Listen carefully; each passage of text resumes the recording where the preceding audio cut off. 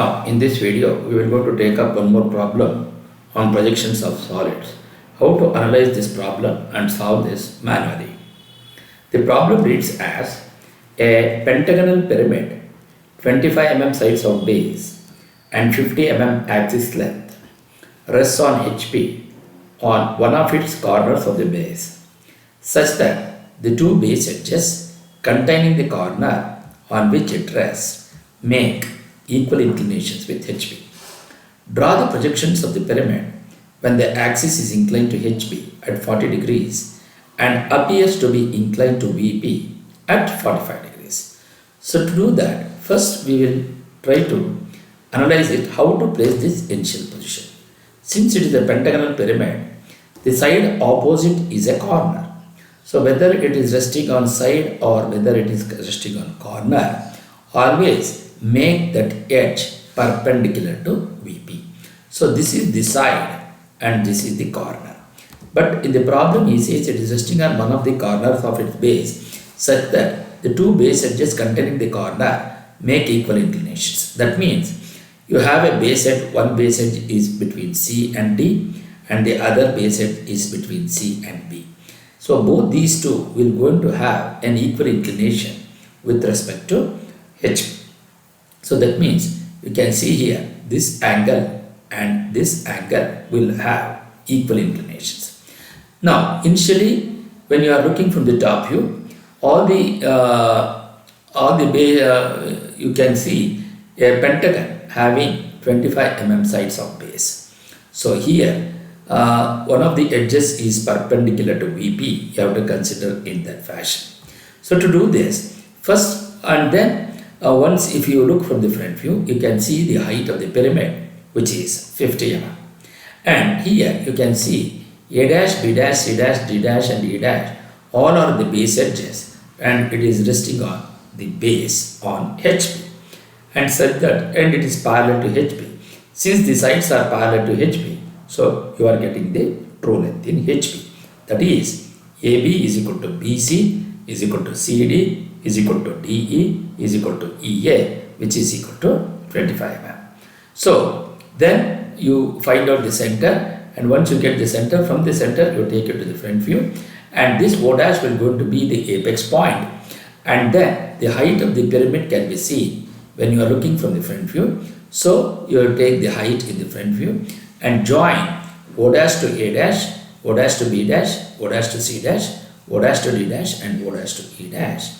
And that is what we have seen here: OA, OB, OC, OD and OE. And you can see here, this is how we will be able to analyze the initial position of the pentagonal pyramid.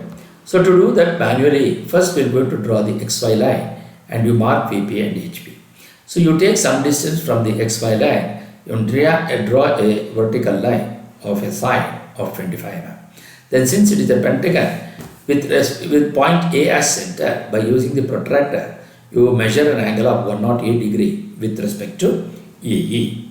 And then you draw an inclined line. Similarly, with E as center, you measure an angle of 108 degree with respect to EA and then draw an inclined line.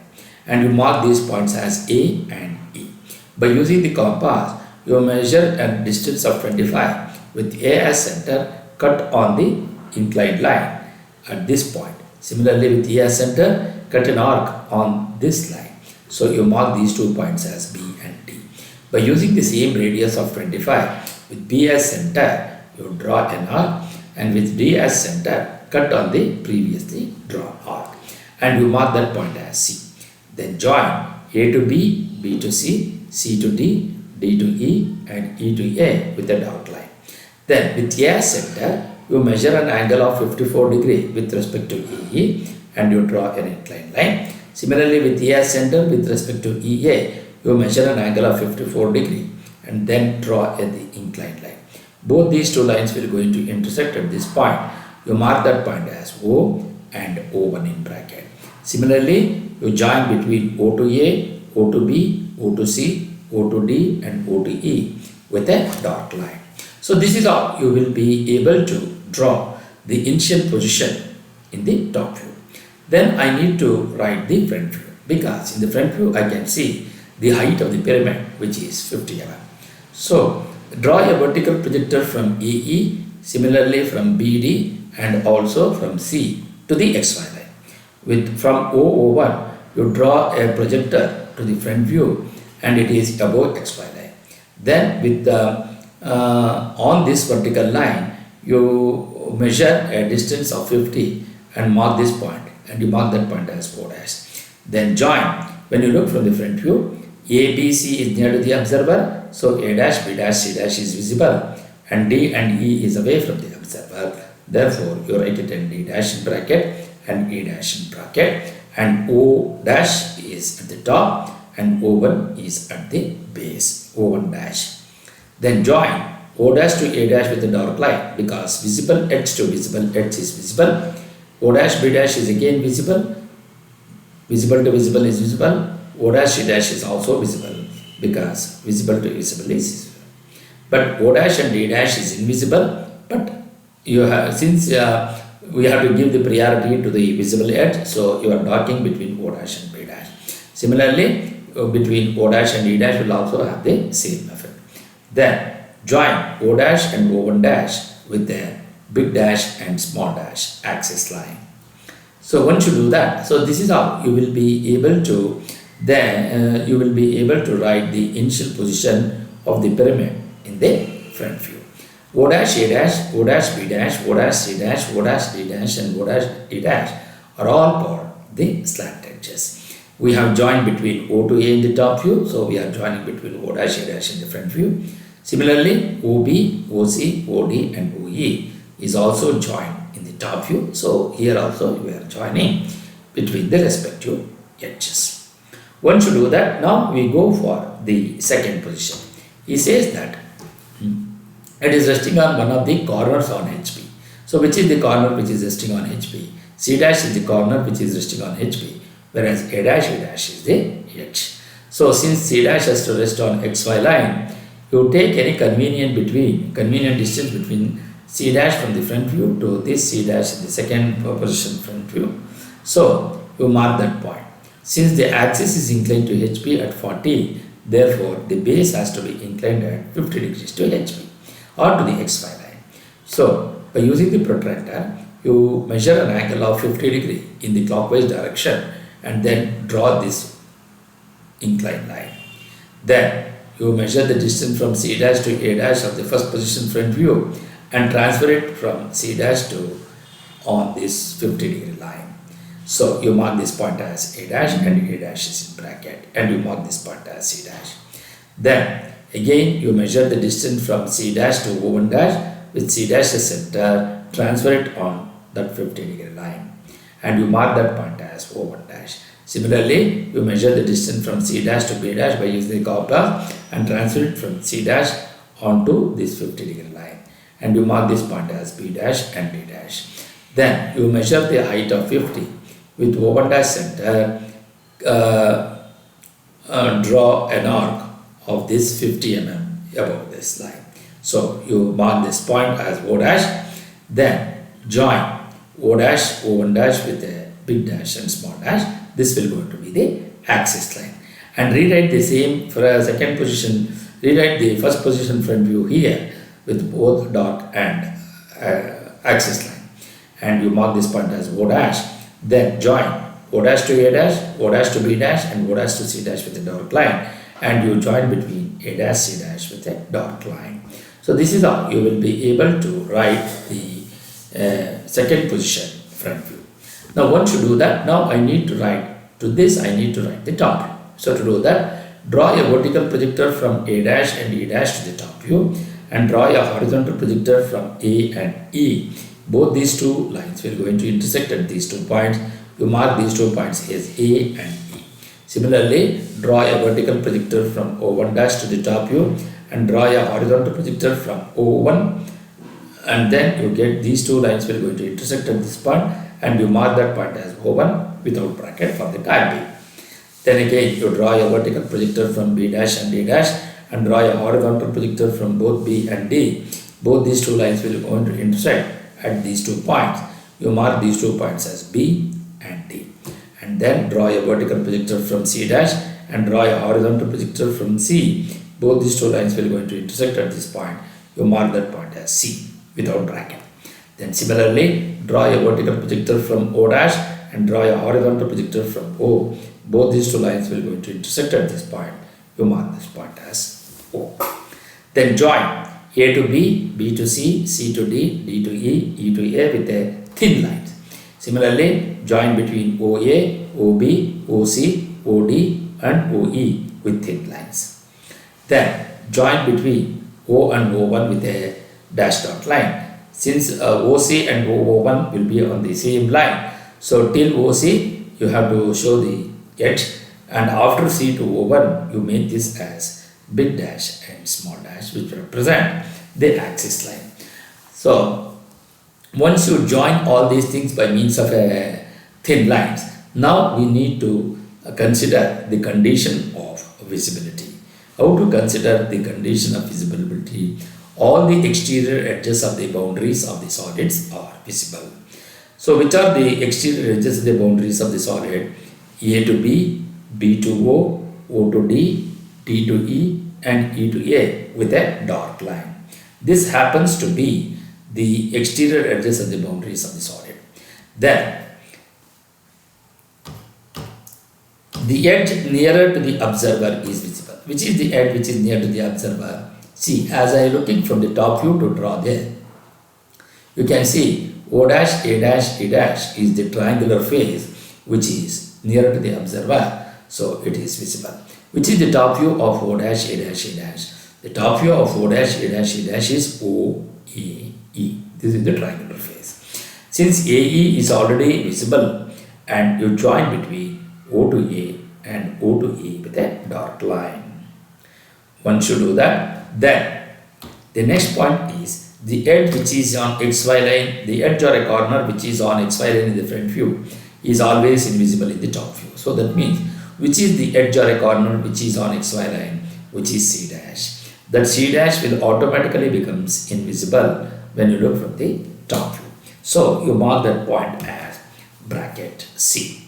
Once you do that, then from this point I want to join B to C. So B is a visible point, C is an invisible point. Visible to invisible is always invisible. So you make a dotted line between B and C. Similarly, from C to D also, which will going to have the same line. Similarly, O to C also will going to have the same thing. Then, now the next position is since the portion of some portion of the pentagonal surface is invisible, so O1 will be in bracket. Now, then he says the axis appears to be inclined to VP at 45 degrees. What does it mean? The axis appears means it is always apparent inclination what he has given. Then here, since the axis becomes inclined to HP, so obviously you will going to get O1 will be in apparent length. And the inclination given is also apparent inclination. Therefore, you rewrite the same sketch by rotating at an angle of 45 degrees. So how to do that? Consider any point and from there draw a horizontal line. And by using the protractor, you mark this point as O. From using the protractor with reference to O with reference to the horizontal line, you measure an angle of 45 degree in counterclockwise direction. Then you draw a line here of any length. Then you, since it is the apparent inclination what is given, then the axis what you have here is also apparent inclination, apparent length. Therefore, you transfer it directly. Then you measure the distance from O to O1 with O as center, cut an arc on that axis line and you mark that point as O1 in bracket. Similarly, you measure the distance from O to C. From O, you transfer it here. So you mark that point as bracket C. Then I need to get this point. Then you measure the distance from O to this point. From O, you transfer it down to this. Then you draw a perpendicular to this inclined line, O1. Then you measure the distance from this point to A and also from this point to E and transfer it from this extended line from here to here and also from this point to here. So then you mark this point as A and you mark this point as E. Similarly, you measure the distance from O to this point, then you transfer it from O onto this point here. Then draw a perpendicular to O1. Then you measure the distance from this point to B and also from this point to D. Both will have the same distance, and transfer it from this point towards the right side and also from the same point towards the left side. And you mark this point as A, B, C is in bracket, then D and E. Similarly, O1 in bracket. Then you have O. Then you mark this point as C in bracket. Once you do that, then you join all these lines, that is A, B, then C, D, E, A. So whatever the line, whichever of the lines which is hidden will also be hidden here, and all these edges, both visible and invisible edges, have been retained the same thing by rotating at an angle of 45 degree with respect to the XY line, which is the apparent inclination line. Once you do that, then you draw a vertical projector from O to the front view and draw a horizontal projector from O dash from the second position front view. When it is projected, both these two lines will going to intersect at this point. You mark that point as O dash. Similarly, you draw a horizontal projector from A dash and E dash and draw a vertical projector from both A and E. Both these two lines will going to intersect at these 2 points. You mark that point as A dash and you mark this point as E dash. Similarly, draw a horizontal projector from O1 dash and draw a vertical projector from O1. Both these two lines will going to intersect at this point. You mark that point as O1 dash. Similarly, you draw a vertical projector from O and you draw a horizontal projector from O dash. Both these two lines will going to intersect at this point. You mark that point as O dash. Then you draw a horizontal projector from B dash and D dash and draw a vertical projector from B and D. Both these two lines will going to intersect at these 2 points. You mark those 2 points as B dash and D dash and draw a vertical projector from C to the XY line and you draw a, then you mark that point as C dash. So this is how you will be able to project from the third position top view to the third position front view. Then once you mark this, then join O dash, then you join A dash to B dash, B dash to C dash, C dash to D dash, D dash to E dash and E dash to A dash with thin lines. Similarly, you join between O dash A dash, O dash B dash, O dash C dash, O dash D dash and O dash A dash. Then join O dash to O1 dash with thick and thin lines, which is dash, big dash and small dash line. Once you do that, so now we have a clarity of all the edges which has been projected and shown in thin lines. Once you do that, now we are going to apply the condition of visibility. So what the condition says, all the exterior edges of the boundaries of the solids are visible.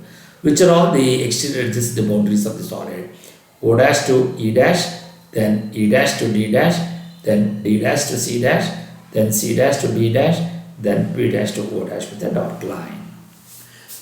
So then, the second position is the surface near to the observer is visible. Which is the surface which is near to the observer? The entire pentagonal surface is visible. So that is E dash, D dash, D dash, C dash and C dash, B dash is already visible. Therefore, B dash to A dash and A dash to E dash you make a dot line, continuous line. So once you do that, so you will going to get from a point, if 2 edges are visible, automatically the third edge is also becomes visible. As we have seen here, A dash, E dash is visible, A dash, B dash is visible. Since these 2 edges are visible, because when you look from the front view, the entire pentagonal surface is visible. Therefore, A dash, E dash and A dash, B dash is visible. Then you apply this condition. From a point, if any 2 edges are visible, automatically the third edge will also becomes visible. So join between O dash to A dash with a dark line. The left out edges are O dash D dash and O dash C dash. So O dash D dash and O dash C dash are crossing the visible edge A dash B dash. So apply the rule that the 2 visible edges can never cross each other. So therefore, since A dash B dash is visible and A dash E dash is visible, Therefore, O dash D dash is crossing the visible edge A dash B dash. Therefore, this O dash D dash will become invisible. Similarly, the same answer is for O dash C dash. Once you do that, here, since the entire pentagonal surface is visible, therefore, O1 dash is on that pentagonal surface. Therefore, O1 dash will going to become visible. So, this is how you will be able to draw the third position front view, including the visibility and invisibility. And how do I know that my problem is right? Even in the end position, you can see corner is resting on HP. The two of the corners passing through the edge which containing the corner will here containing the corner makes equal inclinations, that is these two, and then the axis appears to be inclined. So since he has already given the beta inclination, therefore you are obtaining it directly. And since the corner position is here, the corner position on HP, and the axis is becomes inclined to HP at 40 degrees, and you have a pentagonal surface of 25 and the height is 50.